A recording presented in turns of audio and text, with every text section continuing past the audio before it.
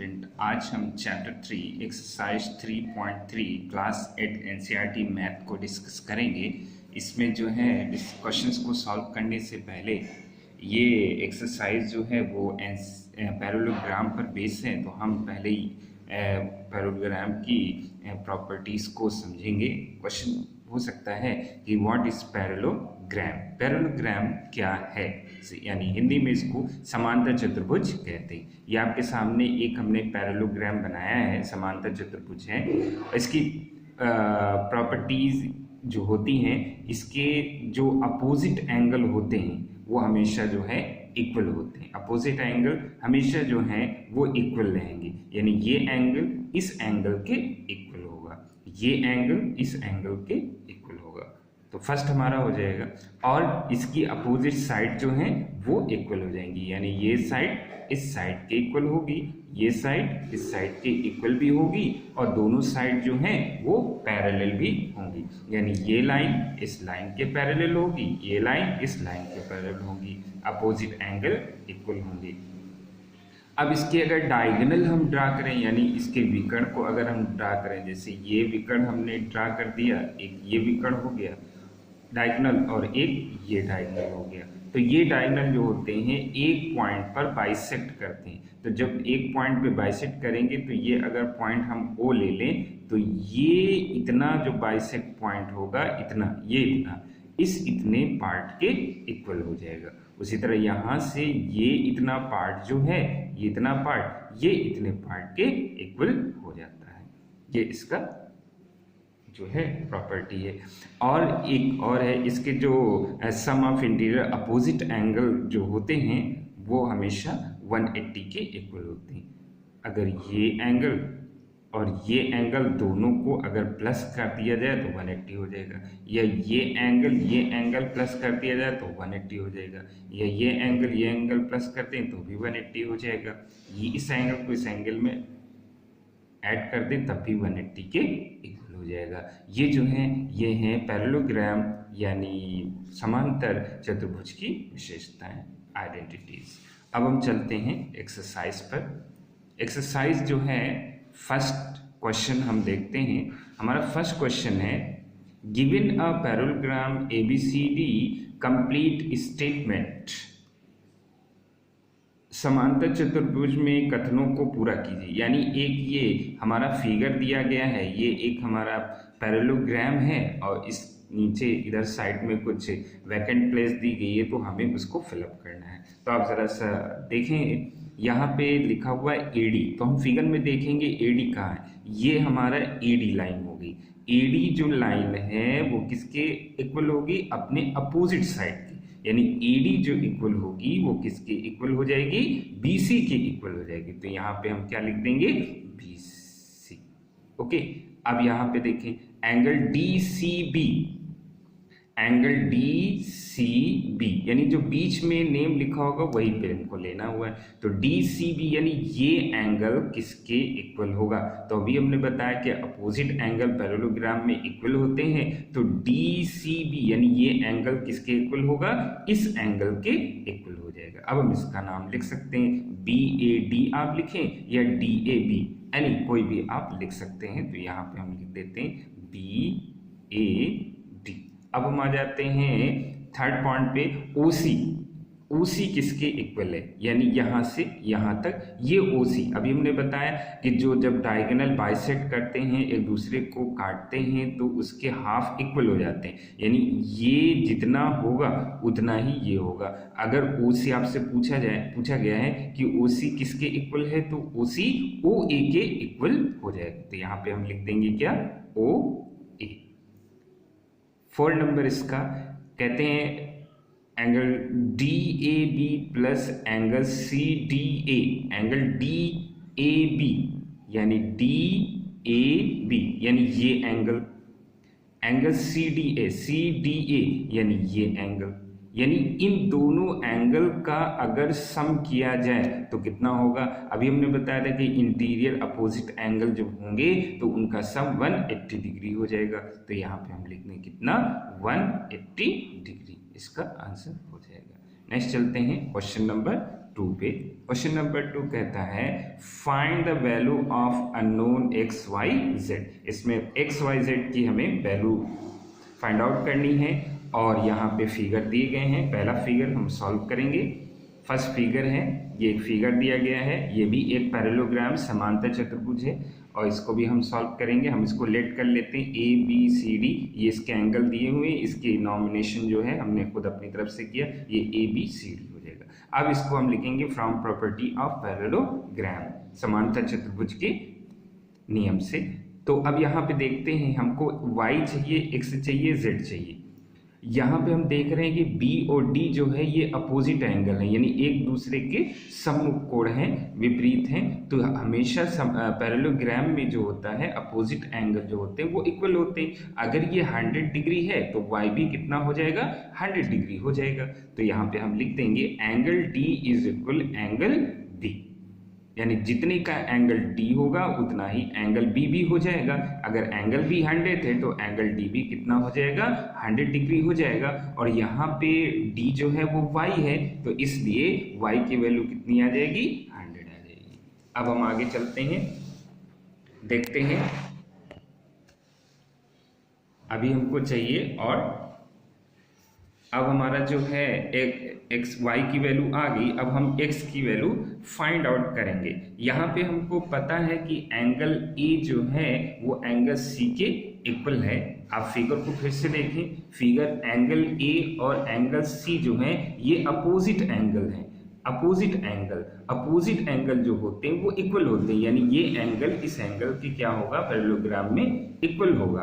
तो यहाँ पे जो है, अब इस फिगर में हम देख रहे हैं जो गिवन फिगर है, तो इसमें ये एंगल जो है इस एंगल के क्या होगा, इक्वल होगा, यानी एंगल x जो है वो एंगल z के क्या होगा, इक्वल हो जाएगा। तो यहाँ पे हम लिख देंगे angle A is equal angle C, so angle Z is equal x।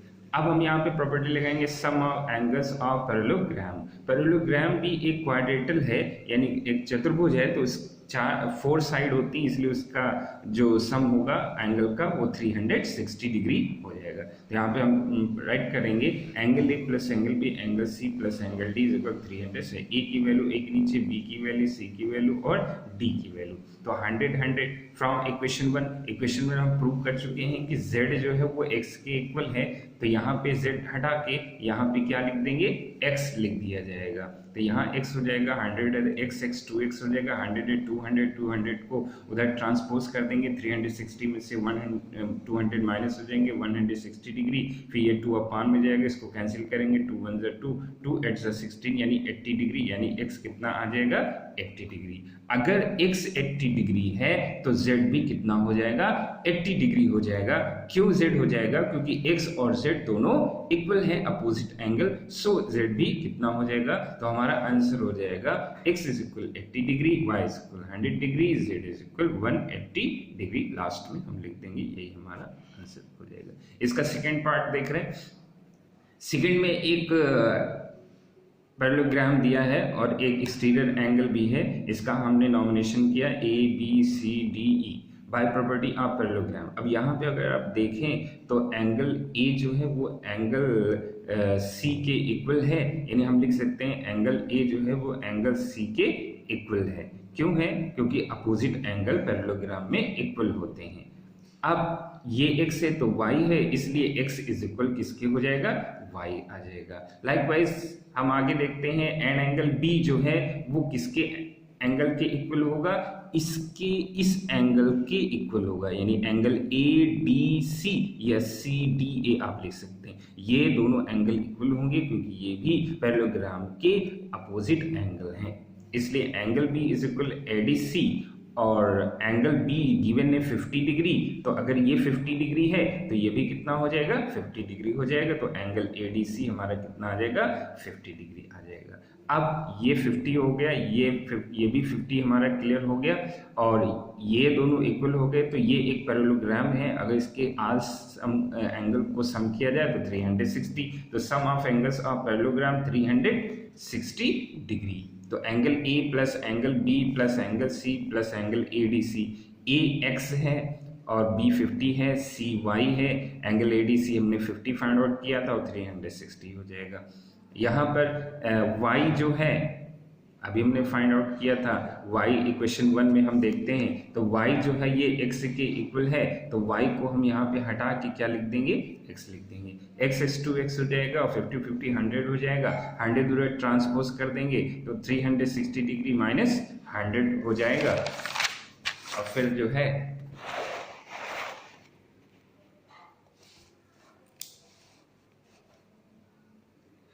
2 जो है अपॉन में सेट करेंगे, 2 1 ज़ा 2, 2 1 ज़ा 2, 2 3 ज़ा 6, 130 डिग्री। और एक्स वाई दोनों इक्वल हैं इसलिए वाई भी कितना हो जाएगा, 30 डिग्री हो जाएगा। अब वाई हमें पता है कि angle A D C, angle A D E 180 degree होते हैं, क्योंकि अभी हमें जेड की भी वैल्यू चाहिए। इस फिगर को हम फिर से देखते हैं, फिगर यहाँ पे बना हुआ है, इसको आप जरा ध्यान से देखें फिगर को।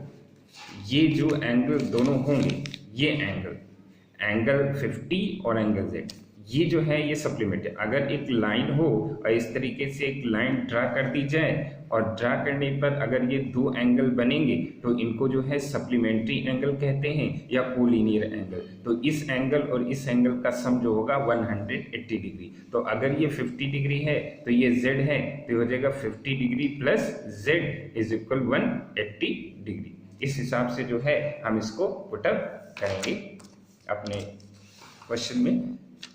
तो यहाँ पे वही हमने किया, 50 degree plus z degree is equal 180 degree हो जाएगा। तो 50 को उधर ट्रांसपोज कर देंगे, तो ट्रांसपोज करने के बाद तो z आ जाएगा 30 डिग्री। अब हमारा आंसर हो जाएगा x is equal 130, y is equal 130, z is equal 130 degree.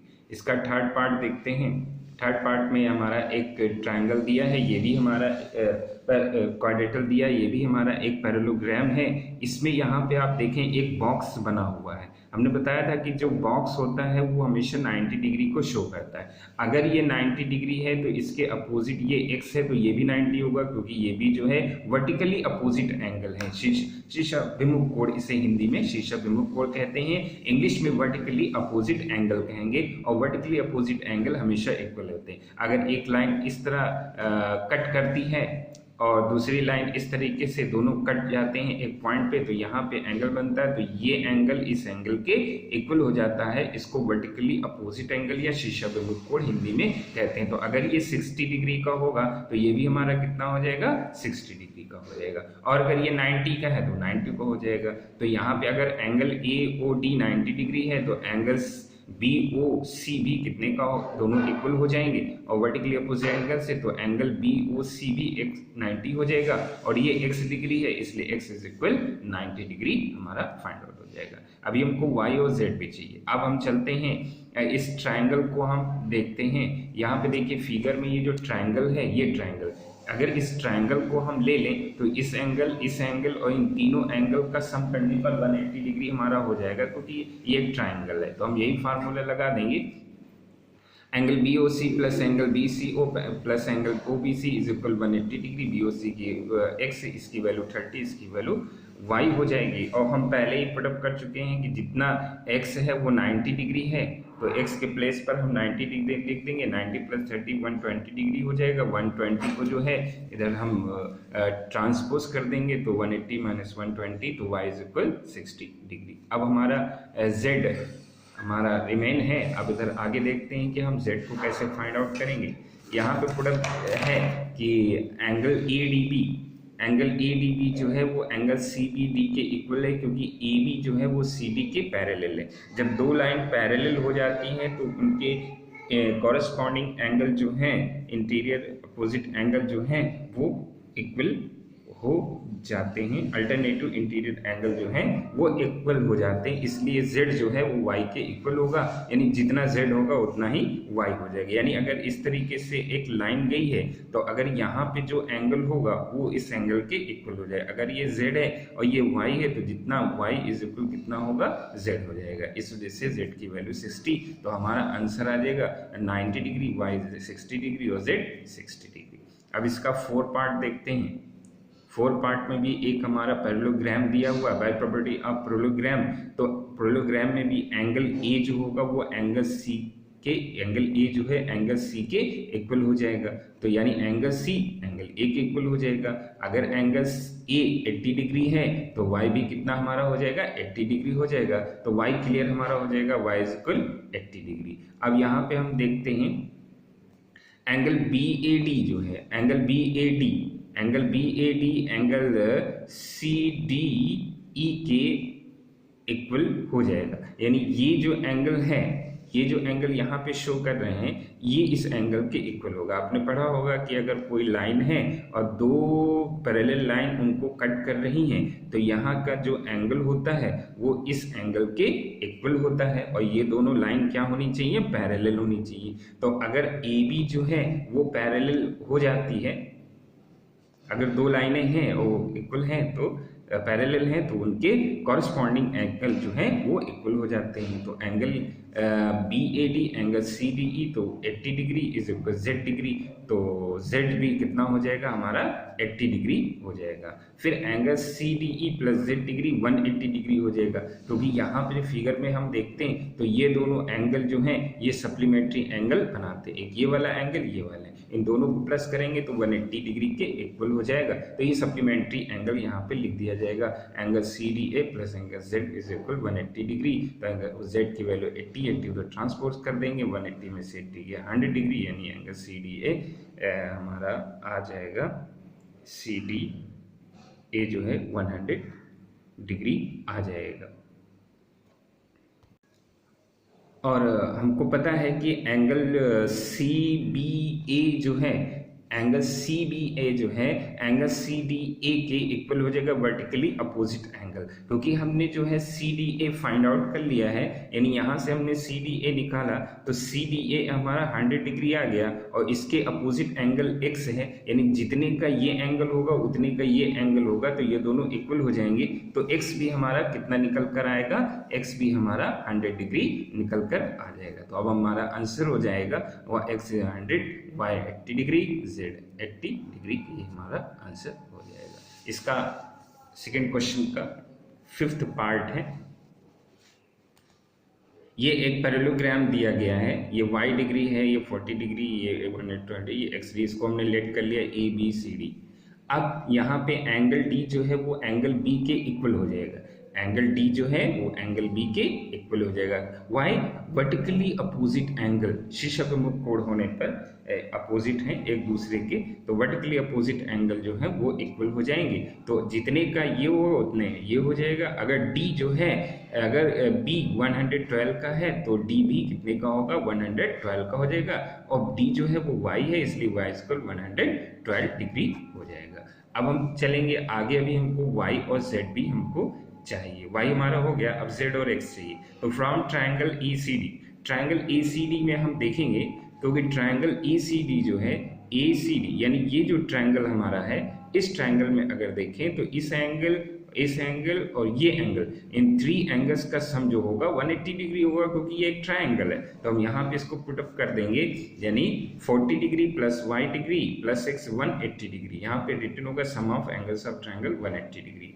40x और y हम पहले ही फाइंड आउट कर चुके हैं, तो 112 लिख देंगे, 112 प्लस 40 152 डिग्री, और 152 को ट्रांसपोज कर देंगे तो ये हो जाएगा x is equal 28 degree. While अभी हमको z चाहिए, x हो गया, y हो गया, z चाहिए। अब हम फिगर में देखते हैं कि z हम कैसे फाइंड आउट कर सकते हैं। z यहाँ पे देख रहे हैं तो z जो है ये हमारा अल्टरनेटिव इंटीरियर एंगल शो कर रहा है, क्योंकि ये जो एंगल है वो इस एंगल के इक्वल हो जाएगा। अभी आपको हमने लास्ट पेज पे बता रहे थे कि अगर इस तरीके से है तो यहाँ का एंगल जो है यहाँ का एंगल के इक्वल हो जाएगा, ये एंगल इस एंगल के इक्वल हो जाएगा, बट ये दोनों लाइन क्या होनी चाहिए, पैरेलल होनी चाहिए। तो दोनों लाइन पैरेलल नहीं है, क्योंकि पैरेललोग्राम में अपोजिट साइड जो होती है वो इक्वल भी होती है और पैरेलल भी होती है।